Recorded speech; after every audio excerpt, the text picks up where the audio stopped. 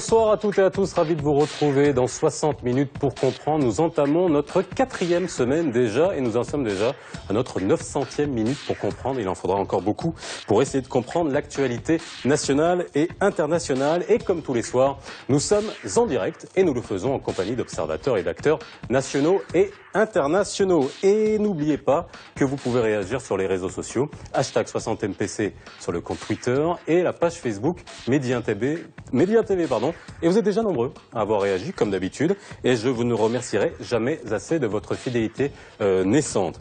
Aujourd'hui, les experts et observateurs qui ont accepté d'être avec nous ce soir, Monsieur Henri Ossavi, vous êtes vice-président de la CFCM, c'est la Chambre française de commerce et d'industrie du Maroc. Merci d'avoir accepté notre invitation.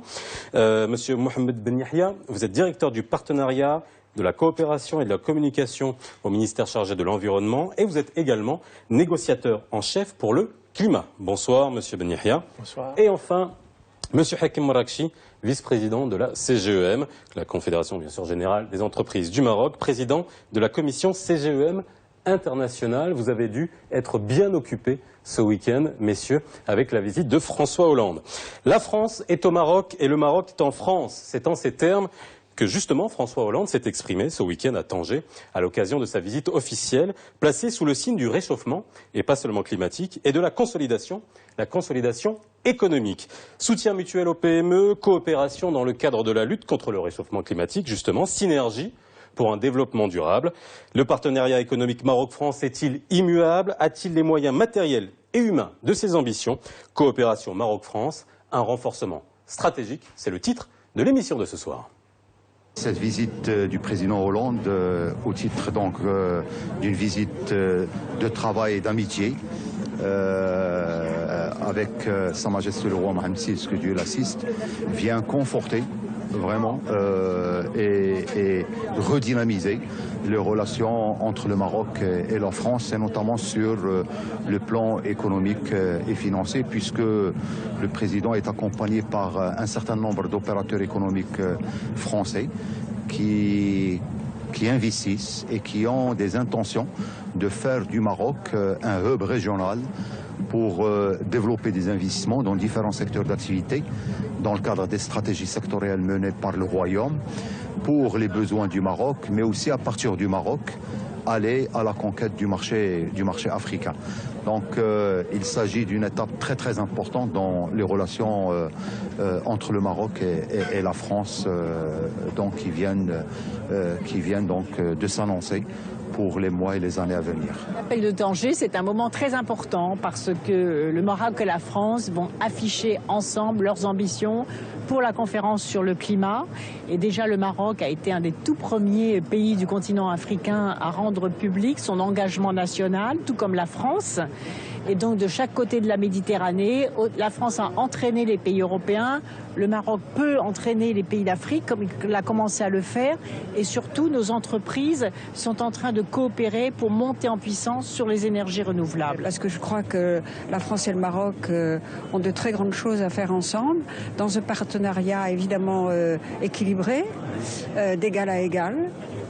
Et que, en particulier, dans les relations avec l'Afrique de l'Ouest, si nous allons ensemble, à tout point de vue, sur le plan politique, culturel, économique, financier, je crois que ce sera pour la France et le Maroc gagnant-gagnant, et pour ces pays aussi, avec lesquels et le Maroc et la France ont des liens particuliers. Les voyages de Sa Majesté ont montré sa popularité dans les pays d'Afrique de l'Ouest en particulier. Je crois que nous avons beaucoup de choses. Alors.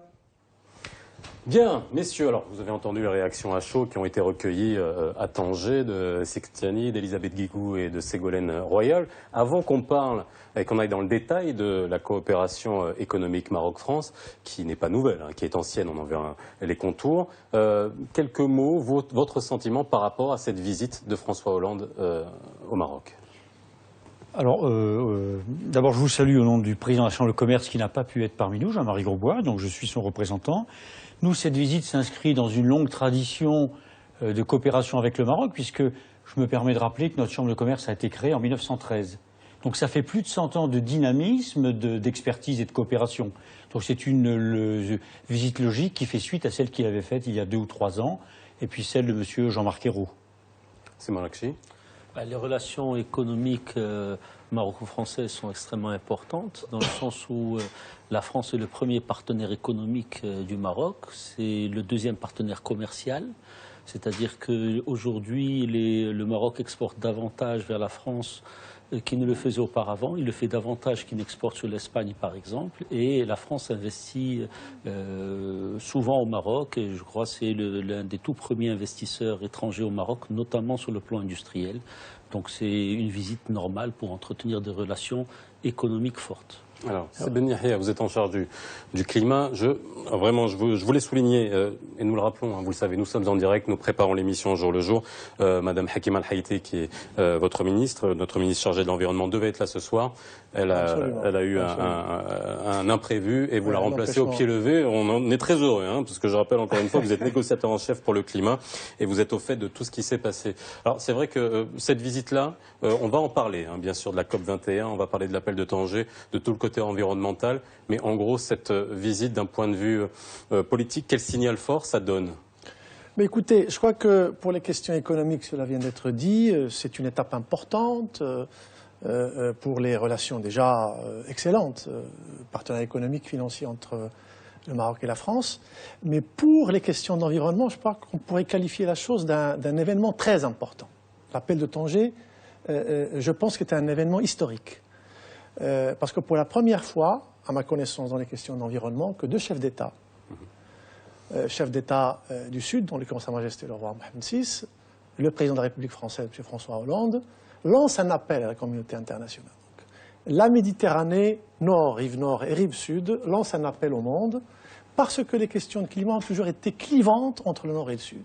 Et là, nous voyons, plus qu'une passerelle, mais véritablement une solidarité dans un espace qui est la Méditerranée et qui lance un appel à la communauté internationale. Donc, de mon point de vue, je crois que c'est une visite importante sur le plan environnemental et climatique. Alors, on reviendra bien sûr sur les questions environnementales et climatiques. Je reviens vers vous, Monsieur Ossavi, vous êtes vice-président il faut le souligner quand même pour illustrer et que les gens comprennent. Les relations franco-marocaines économiques, on les connaît. La Chambre française de commerce, c'est quand même la plus grosse parmi les 112 dans le monde. C'est un signal, ça, de ce que peut représenter le Maroc pour la France ? Alors, effectivement, au niveau international, c'est la Chambre la plus importante. Donc, quand je suis arrivé en 2009, j'ai appris ça et ça m'a beaucoup surpris. C'est la plus importante pour, je dirais, des choses un petit peu historiques. D'abord, il y a les liens, comme je l'ai souligné, qui relèvent déjà de plus de 100 ans. Puis il y a surtout un dynamisme qu'on a pu trouver ici grâce aux anciens présidents et aux anciennes équipes qui ont travaillé, avec ce que n'ont pas les autres, c'est-à-dire un forum, un grand campus sur lequel nous accueillons 600 étudiants. Et donc je vous salue, puisque je sais que vous étiez à l'école française des affaires. On les salue. Et vous en êtes un brillant représentant. C'est aussi cette politique industrielle qui a été développée en partenariat avec le ministère de l'Industrie sur nos 4 parcs industriels. Donc là, je dirais, par rapport, ça nous classe dans le haut du peloton par rapport aux autres chambres de commerce. Et puis, c'est vrai que nous bénéficions d'une proximité historique et linguistique avec le Maroc qui nous permet de faire effectivement de très très beaux échanges, à la fois bilatéraux, mais à la fois internationaux. Et je préciserai un point par rapport à ce qu'a dit M. Marachi sur les investissements. En termes d'investissements directs étrangers, la France pèse 50% des IDE. Alors, justement, on va revenir sur le point de vue géopolitique, finalement, de ce partenariat Maroc-France. En quoi il est extrêmement important pour la France, pour les deux pays ? À mon sens, le Maroc et la France sont des économies qui sont complémentaires. Bon, d'une manière plus globale, le sud de la Méditerranée et le nord de la Méditerranée ont intérêt à avoir des économies plus intégrées. Parce que l'Europe, disons, subit quelques entraves sur sa compétitivité, notamment parce qu'elle a un coût de la solidarité qui est beaucoup plus élevé par rapport à ses économies concurrentes, que sont l'Amérique du Nord ou l'Asie. Également parce qu'elle a une démographie qui ne joue pas en sa faveur et parce que le coût de l'énergie en Europe est très élevé. Et beaucoup plus qu'elle ne l'est encore une fois en Asie et en Amérique. Dans le sud de la Méditerranée, on trouve effectivement des pays qui ont disons, beaucoup de sources d'énergie bon marché. Au Maroc, nous avons du soleil et le solaire et d'une manière générale les énergies renouvelables sont des énergies très importantes pour pour l'économie de demain. Au Maroc, nous avons également une main-d'œuvre qui peut être qualifiée et qui peut être tout à fait complémentaire, notamment au niveau démographique par rapport à ce qui se passe en Europe. Et donc, on a intérêt à couper les chaînes de valeur pour faire ce qui est rentable là où c'est rentable. Et donc avoir de la colocalisation au lieu de parler de délocalisation. C'est-à-dire là où c'est rentable, il faut garder les chaînes de production en Europe. Là où c'est plus rentable, il faut les faire ici.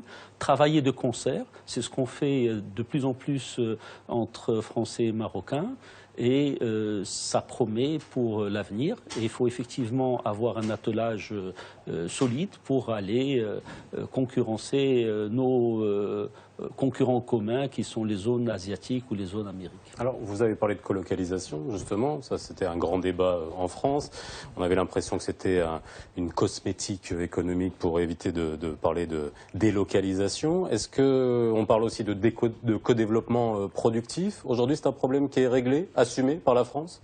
Alors, je pense qu'il faut remettre ça dans son contexte. Et à l'époque, on avait quand même des difficultés en termes d'emploi, que nous avons toujours. Et ça a été perçu et mis en exergue par les médias sous la pression de certains syndicats, mais il y avait une logique.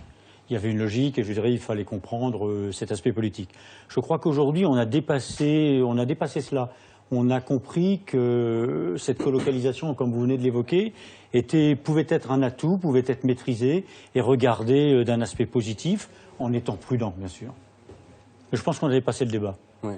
Est-ce que, alors justement, parce que cette colocalisation, elle a donné lieu au développement du secteur, par exemple, automobile, hein, où on sait que le secteur automobile a pu passer grâce à une colocalisation devant le secteur des phosphates en termes d'exportation. C'est un modèle qui aujourd'hui plaît dans l'Hexagone? Aujourd'hui, c'est un modèle qui est passé, qui a été accepté. Et puis je dirais que pour parler de Renault, c'est montré comme un facteur de développement important pour eux. Et par rapport à son grand concurrent français, on a reproché aux autres, pour d'autres raisons politiques d'ailleurs historiques, de ne pas l'avoir fait. Donc on a l'exemple concret, là, d'un partenariat et d'une colocalisation qui fonctionne à la fois pour le Maroc et puis qui ne pose pas de problème à l'économie française. D'autres gros partenariats en vue de ce type? On a vu, disons, toujours dans le cadre de l'automobile Peugeot, on connaît dans l'aéronautique Safran, il y a d'autres partenaires qui ne sont pas forcément français, qui également s'implantent au Maroc. Mais j'aimerais dire qu'il est important d'avoir également des groupes marocains qui soient forts, parce que, disons, l'intérêt pour le Maroc, à long terme, repose davantage sur les industriels marocains. Et donc, il y a intérêt à développer des joint ventures plutôt que simplement des partenariats entre des grands groupes étrangers et l'État marocain seulement. Nous avons besoin d'entrepreneurs marocains puissants. Parce que sur le long terme, un Marocain reste au Maroc. Un étranger, il vient forcément plutôt par opportunisme. Alors, je vais commencer à vous lire des réactions, questions intéressantes. Si vous permettez, là, sur ce sujet, d'où l'intérêt de l'intégration industrielle, notamment dans les énergies renouvelables, pour le TGV également, pour le transport propre. C'est des aspects importants. Alors nous, dans ce contexte, c'est plutôt l'économie verte et l'économie circulaire qui nous intéresse. Et sur ce chapitre-là, nous sommes en train, bon, c'est encore les balbutiements, mais nous sommes en train de développer des partenariats fructueux de part et d'autre. On parlera bien sûr du développement durable. Vous aurez toute votre partie pour parler de ça. Non, ça m'a inspiré. Il y a beaucoup de choses à détailler. Une petite réaction, un peu ironique. Coopération économique entre le Maroc et la France ou opération économique de la France au Maroc. Et je vous en lis un autre dans la foulée, et vous me direz, est-ce que ce retour... Alors attendez, il est parti. En gros, est-ce que voilà, la concurrence ibérique y est-elle pour quelque chose dans cette relance de bons rapports? Alors, on en a parlé parce que le premier partenaire économique du Maroc, la France, et l'Espagne est passé devant l'année dernière. En partenaire commercial. En partenaire économique, commercial. Parce que la France investit plus que n'investissent les Espagnols qui investissent également en Allemagne. Alors pour reprendre la première partie de la question sur cette opération économique de la France ou pas, moi je voudrais rappeler les statuts de la Chambre de commerce. Les statuts de la Chambre de commerce sont très clairs, c'est promouvoir, soutenir, faciliter et développer au Maroc et en dehors, les relations économiques et contribuer au développement économique de nos entreprises et du Maroc. Et il y a un chiffre clé qui est tout seul, c'est 4000 adhérents, en gros. Sur ces 4000 adhérents, c'est 80% de sociétés à capitaux marocains. Alors bien sûr, il y a les 36 du CAC 40, il y a des entreprises, 750 filiales, mais on représente 80% de nos 4000 adhérents sont des sociétés marocaines. Voilà. Donc c'est pour vous montrer que ce n'est pas qu'une opération franco-française bilatérale. Ça va bien au-delà. Et la concurrence de l'Espagne? Alors la concurrence de l'Espagne, je dirais... C'est un déclencheur, c'est pris en considération? Moi, je pense qu'il faut le prendre. D'abord, les Espagnols sont des amis au sein de l'Europe, d'abord. Et puis, c'est un concurrent économique, ça va nous challenger, ça nous pique un peu au vif, que le meilleur gagne. On fera tout pour être les meilleurs. Vous avez la même analyse, Marc-Chi? J'ai pas de problème avec la France, ou avec l'Espagne, ou avec le Portugal, l'Allemagne, l'Angleterre, ou n'importe quel pays européen. Donc pour nous, normalement, nous devrions voir l'Europe comme étant un ensemble économique, et on parle d'un marché européen plutôt que d'un marché français aujourd'hui pour les entreprises marocaines qui veulent exporter en Europe. Mais ce qui m'interpelle, c'est plutôt l'intérêt à long terme de la France, parce que nous avons des liens très particuliers avec la France. La preuve en est que nous parlons français. Et donc, sur le long terme, nous avons intérêt à plus nous arrimer avec l'Europe, à mieux nous arrimer avec l'Europe. Et donc pour cela, nous avons besoin de mieux négocier notre accord de libre-échange complet approfondi, qui est un élément clé par rapport au statut avancé. Et donc là-dessus, nous avons besoin de nos amis français, parce qu'il y a beaucoup d'entreprises françaises au Maroc, parce qu'elles sont intéressées sur le marché marocain. Je crois que votre entreprise l'avait démontré ou l'a démontré. Oui. Et donc nous avons pour cela besoin d'avoir des règles plus cohérentes avec les règles européennes et non pas simplement des règles qui se superposent.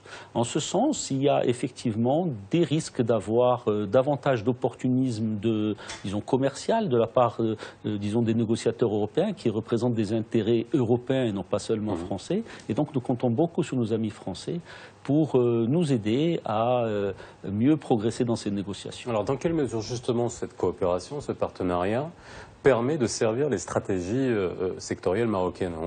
Je vois juste que la moitié quasiment des investissements français qui sont faits au Maroc le sont dans l'industrie. On a un plan d'émergence industrielle qui avait été initié. Est-ce que ça permet justement de rentrer dans ces plans sectoriels à long terme? Disons qu'en termes de stratégie, je crois que Sa Majesté avait déjà dit que, disons, nous avons besoin de davantage de cohérence entre les différentes stratégies. Donc par rapport à la stratégie industrielle qui est en renouveau avec le plan d'accélération industrielle, alors elle permet en fait de créer une dynamique qui est salutaire parce que le Maroc c'est quand même assez largement désindustrialisé. Donc les investissements français au Maroc sont bien évidemment les bienvenus.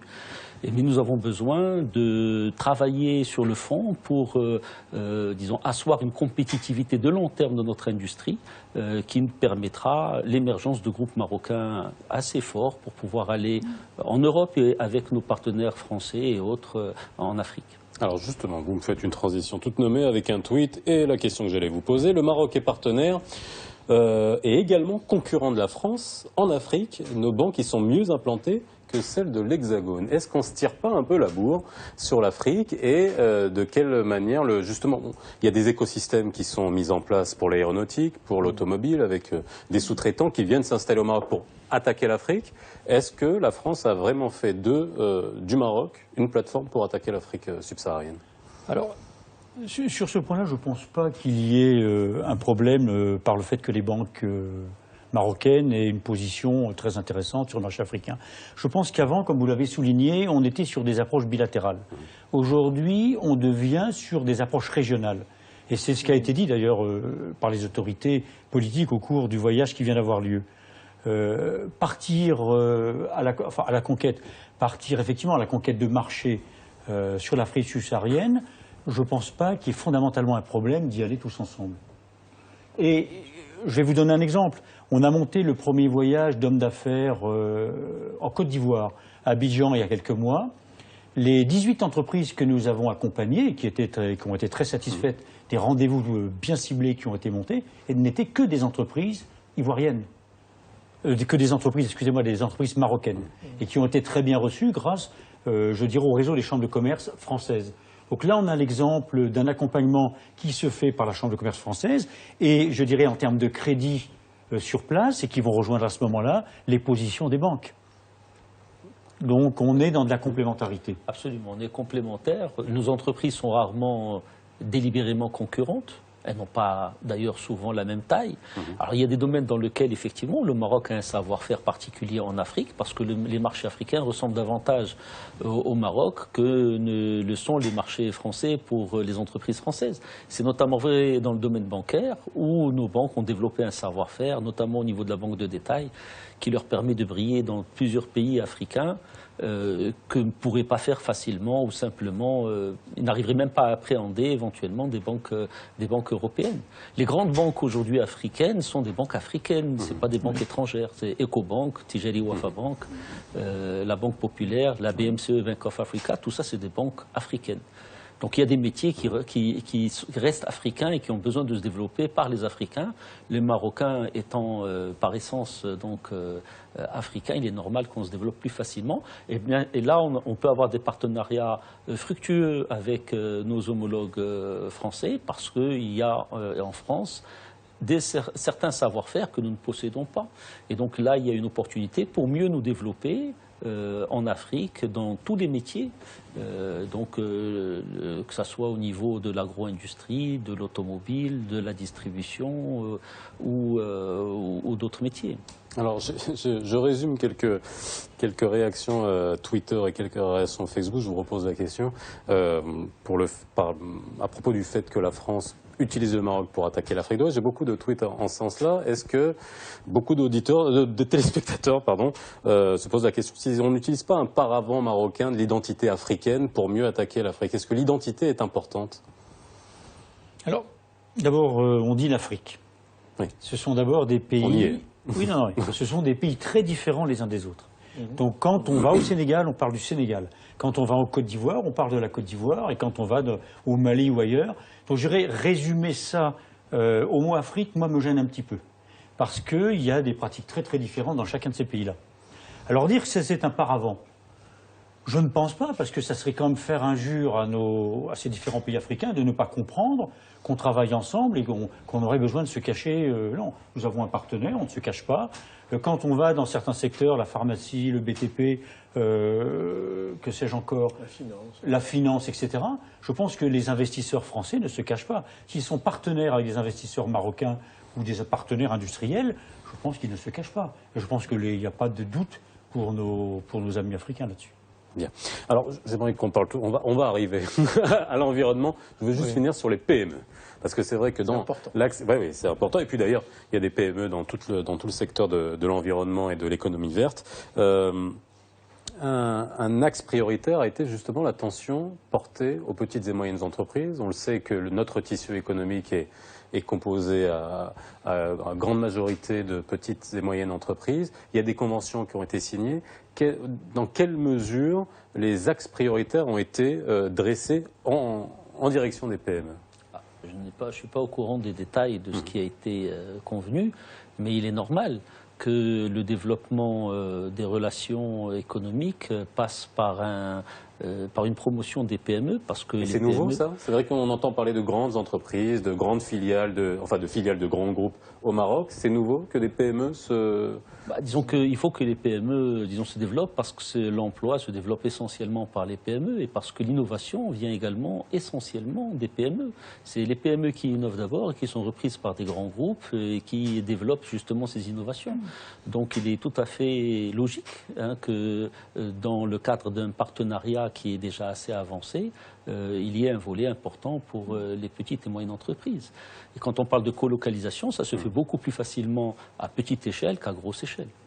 Alors c'est plus difficile de mettre en contact des PME marocaines avec des PME françaises, parce qu'on a plus de nombres, c'est plus compliqué à mettre en place? Je compléterai d'abord la réponse de M. Marty de la manière suivante.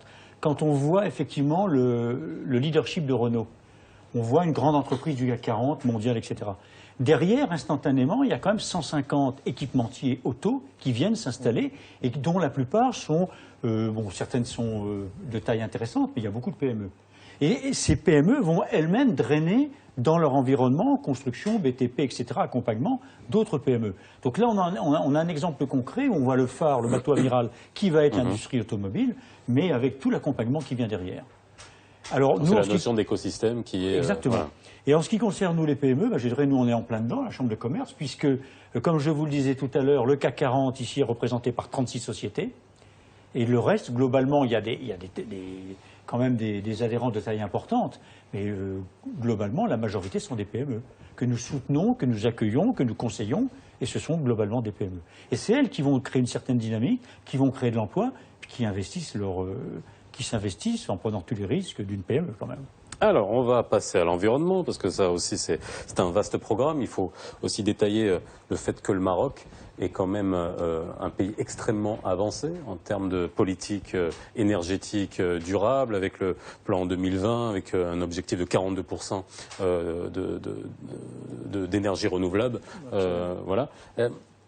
Où est-ce qu'on en est aujourd'hui en termes, juste pour placer le contexte, pour qu'on puisse voir dans quelle mesure après cette rencontre a fixé des axes stratégiques de développement? Alors, il faudrait savoir que sur l'agenda environnemental mondial actuellement, il y a la question du climat qui domine. Vous savez, il y a une conférence à Paris appelée COP21, c'est la conférence des parties contractantes à la Convention climat, la 21e. Organisée par les Nations Unies. Hein. Voilà, sous l'égide des Nations Unies. Donc c'est ce qui domine. Sur la question environnementale actuellement, c'est le climat qui domine. Et sur la question climatique, il faut savoir que les négociations, bon, nous avons une convention cadre, qui est le cadre de coopération globale, parce que tout le monde a pris conscience que le climat change, qu'il y a des risques irréversibles qui pourraient se produire si jamais on ne prend pas les dispositions. Donc, et puis après, il y a eu le protocole de Kyoto, qui a été signé en 1997, qui imposait aux pays développés de limiter leurs émissions de gaz à effet de serre, c'est ce qui donne le réchauffement climatique. Et puis, chemin faisant, beaucoup de pays n'ont pas respecté leurs engagements pour des considérations qui leur sont propres. Il y a la crise qui est passée par là. Il y a certains pays importants, émetteurs, qui n'ont pas ratifié le protocole de Kyoto. Ce qui fait que la communauté internationale s'est rendue compte qu'avec les instruments existants, juridiques, la Convention mère, le protocole de Kyoto, ce n'était pas suffisant pour régler les questions climatiques. Et qu'il fallait passer à un nouveau régime climatique. Alors, ce basculement, si vous voulez, s'est opéré après ce qui est convenu d'appeler moitié échec, moitié réussite, le sommet de Copenhague en 2009, pour dire que la communauté internationale va aborder une approche non plus du sommet vers la base, mais de bas en haut. Et tous les pays seront considérés comme partie prenante et acteurs dans la lutte contre le changement climatique, et tout le monde devrait contribuer. Donc à partir de là, donc les dernières conférences des parties, donc il y a eu celle du Mexique à Cancun, puis après en Afrique du Sud, etc., jusqu'à la dernière de Lima, où il y a eu une accumulation de décisions, de prise de conscience au niveau mondial, qu'il fallait mobiliser toutes les énergies et que tous les États devraient contribuer. Alors, il faudrait aussi préciser que la situation dans laquelle on se trouvait en 1997 n'est pas la même maintenant, et que les pays qui n'étaient pas émetteurs à l'époque sont devenus de grands émetteurs. Et donc le passage qui clivait le monde en nord et sud, pays développés et pays en développement, ne se superpose plus au clivage qu'on peut avoir entre les pollueurs en termes de CO2 et équivalents et ceux qui émettent moins. Donc la donne a changé. Et c'est la situation dans laquelle nous sommes maintenant. Donc les négociations actuellement tournent autour de contributions nationales. Et ça a été la décision importante qui avait été prise à Varsovie, puis à Lima, donc la COP19 et la COP20, où toutes les parties contractantes ont décidé que tout le monde contribue selon ses circonstances nationales et selon ses capacités. Mais le Maroc a été quand même, je ne fais pas cocorico, vous c'est cocorico, nous c'est propre, mais on peut le faire si vous voulez, mais c'est quand même une situation inédite. Le Maroc a quand même rempli ses engagements comparé à d'autres pays à travers le monde qui n'ont pas pu respecter leurs engagements.